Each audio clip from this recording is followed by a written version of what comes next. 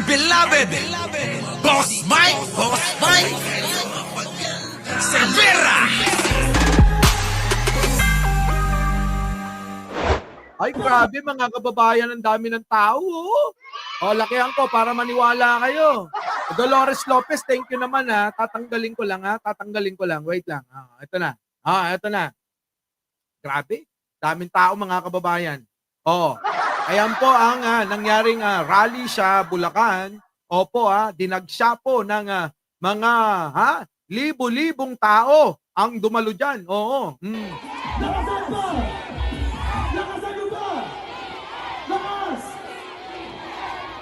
Napansin niyo po ba yung mga tao? Napansin niyo ba yung hiyawan? Mukhang nakalimutan nila? O talagang sobra lang talaga ang pagmamahal ng taong bayan? Kanino? Kay Pangulong Bongbong. Mga kababayan, hindi tumatakbo si Pangulong Bongbong ha? Kita niyo hindi yan tumatakbo pero sigaw ng tao? BBM! Ganong katindi si Pangulong Bongbong. Hindi tumatakbong kandidato pero sinisigaw ng tao. Di ba? Yung mga aw-aw dyan, hello? Meron ba kayong ganyan? Hindi tumatakbo si Pangulong Bongbong Marcos, ha? Pero ang sinisigaw nila, BBM pa rin, ha? Diba? Malupit!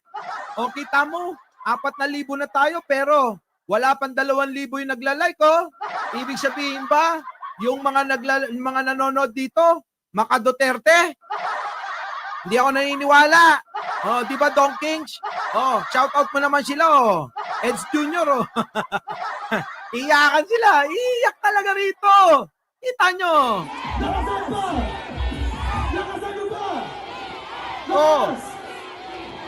Kita nyo? Lakas nyo po. BBM. Di ba pwedeng Pia Cayetano? Di ba pwedeng Soto? Lacson? Abalong? Dapat. Ganun dapat. Di ba? Ganun dapat. Wow. Ang lupit, mga kababayan. Iba talaga ang karisma ni Manong Bongbong ko. Kaya alam nyo, sabi ko nga sa inyo, kung pipili uli ako ng kandidato, hahanap ako ng katulad ni Manong Bongbong. Masipag, mabait, maunawain, makadiyos, makatao, makabayan. Lahat nasa kanya, mga kababayan. Wala nang tinira para sa mga Duterte. Di ba? Wala nang tinira para sa mga Duterte. Makabayan, kinanya na. Makatao, kinanya ni Pangulo. Di ba? Makadiyos, kinanya rin ni Pangulong Bongbong Di ba? Masipag, kinanya rin ni Pangulong Bongbong. Wala nang natira sa mga Duterte. Meron, Boss Mike, may natira. Ano yon? Nagnanakaw sila. Ay! Nagnanakaw sila, Boss Mike.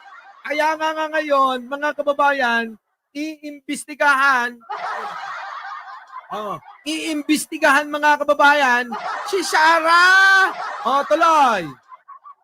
Ayan na mga kababayan ko, ang kinakabahan ng mga DDS. Ano yun, Boss Mike?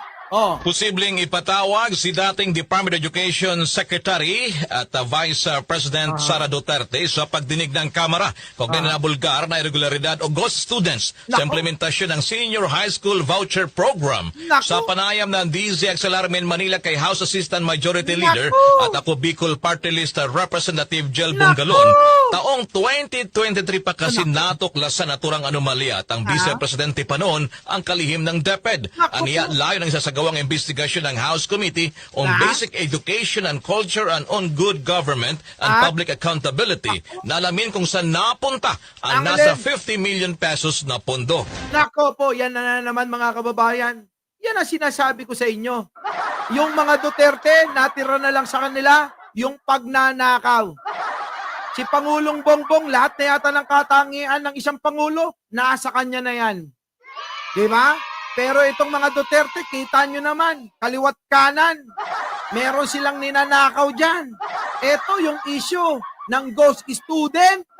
Ito na, mabubusisi na. Paano na ngayon, mga DDS? Pagtanggol nyo naman.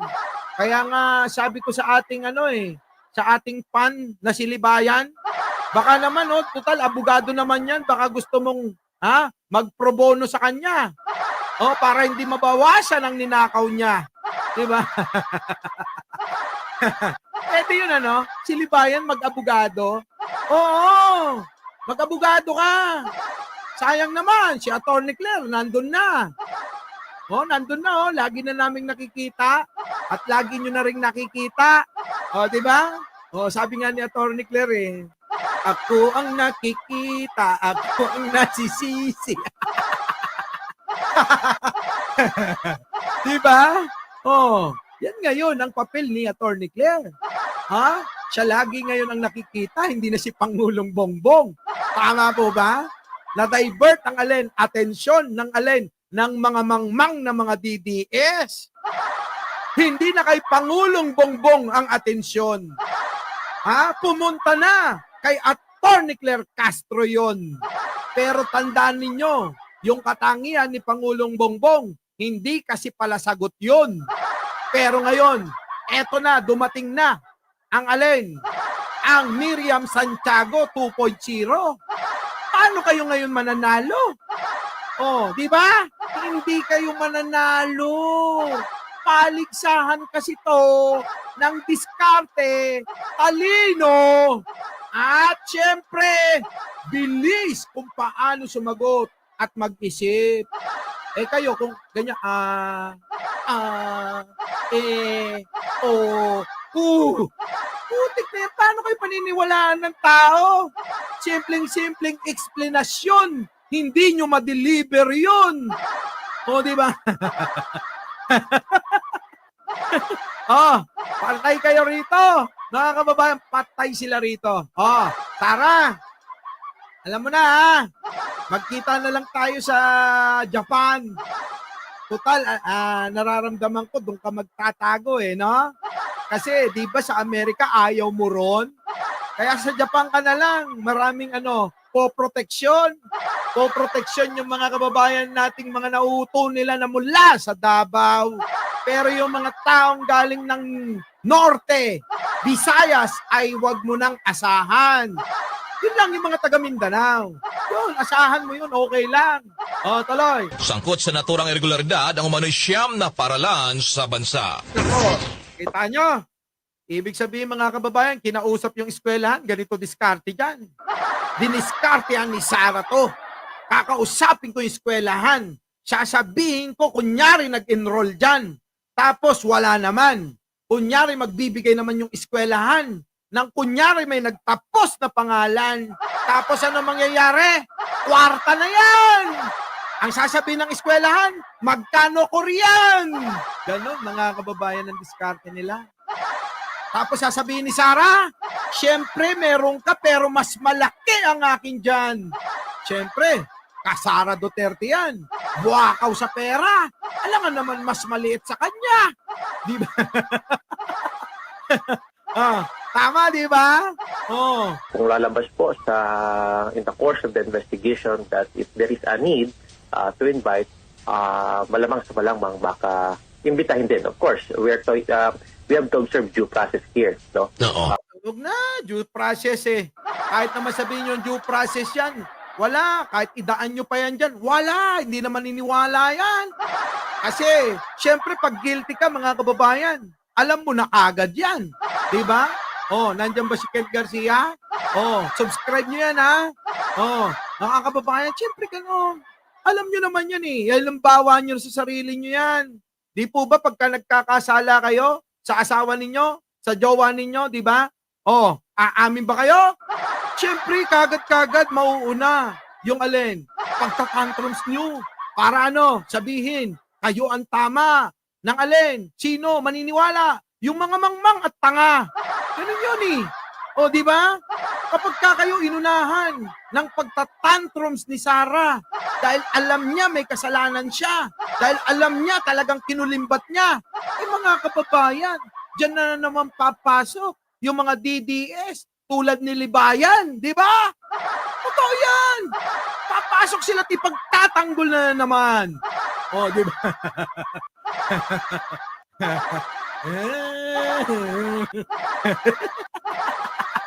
Ay! Ay, oh! Po, may magli5,000 na tayo. Baka naman, oh. Paki-like naman po. Wag lang ho yung nagugustuhan nyo at nag-i-enjoy kayo rito. May participation kayo. Pipindutin nyo po yung like, oh. Tapos po, paki-share na rin para makarating doon. Kanino? Sa mga DDS. Oo! Hindi naman pwedeng hindi natin makuha yung side, no, ng ating po mga iniimbestiga. So, most likely, if the need arises to invite, then makagawin po ng ating chairman at papagpasyahan na imbitahan upang malaman din ang kanila pong pahayag patungkol ho dito. Siyempre naman, mga kababayan. Siyempre naman. Ano? Sabi po ni Ken Garcia, tatay-tatayang, ay, oo! Oo naman! Oh, kita nyo, napakagaling yan. Kung hindi ba naman ako tatay-tatayan yan, hindi ganyan. Di ba? Pero sabi ko sa kanila, mga kababayan, kung meron man mambas sa akin, huwag silang mangingialam. Hindi ako tulad ng iba dyan. Kapag hindi kinakaya, sumasaklolo sa iba. Ako po, kayang-kaya ko to. Kahit magsabay-sabay pa. Sino? Si Banat Bay, maharlika. Isama nyo pa si Libayan. Hindi po mananalo yung 3 na yan. Oo. Mananalo ba sa akin to? Puta, laki ako saan? Laki ako sa pasilyo. Paano mananalo yung mga yan? Hindi naman nila alam ang diskarte ng kalsada at iskinita. Kaya ako, diyan ako lumaki. Pero nanatili ang pagiging mabuti ang kalooban ko. Kasi marunong ako tumingin ng masama at mabuti. Ganun po yun, mga kababayan. Tandaan nyo, ano pa man ang mangyari. Kahit masama na ang iba, huwag nyong isasali ang sarili. Ano po yun? Di ba? Dalawa lang ang pagpipilian, masama at mabuti. Kung alam mo na masama, bakit mo sasamahan? At kung alam mo mabuti, bakit ipagkakait mo ang pagsuporta dyan? Di po ba? Di nyo kaya yung aking pangangatwiran. Dahil yung pangangatwiran nyo, hahalukayin nyo pa sa libro. Samantalang ako, pinagdaanan ko na to. Diba, mga kababayan ko? Malayo sila. Oh, lumaki ba sila sa bukid? Lumaki ba kayo sa Kalkalapaw? Hindi. Oh, hindi. Oh. Our beloved Boss Mike Cervera.